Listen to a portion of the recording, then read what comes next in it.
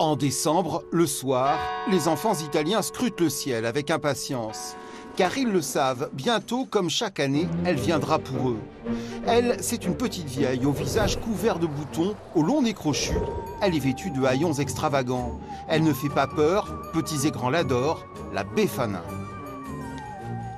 Dans la nuit du 5 au 6 janvier, la Befana, chevauchant son balai magique, apportera des bonbons aux enfants sages et pour les enfants désobéissants, un morceau de charbon.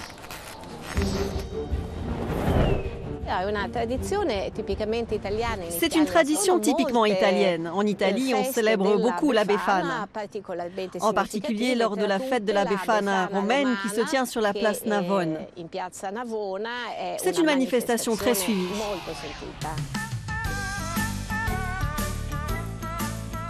Elle est tellement populaire, la Befana, qu'elle est devenue une vedette de la télé.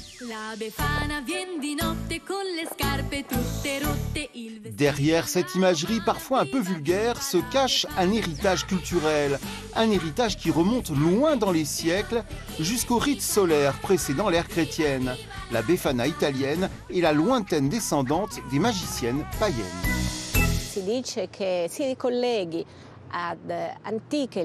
On dit que la Befana se rattache à des légendes anciennes.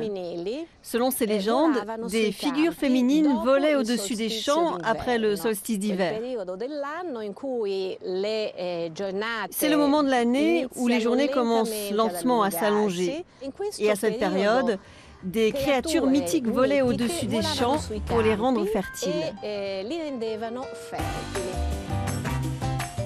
Dans le cœur de tous les bambini, la Befana a un rude concurrent, un homme barbu et jovial qui apporte ses cadeaux 12 nuits avant sa rivale, Babbo Natale, le Père Noël.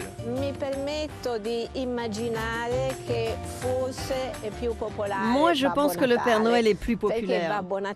Parce que le Père Noël est lié à la fête chrétienne, catholique par excellence, Noël, la naissance de l'enfant Jésus. La Befana, elle, est plus spécifiquement italienne. Elle marque la fin de la période des fêtes, mais aussi le début de l'an nouveau, d'un futur plein de promesses.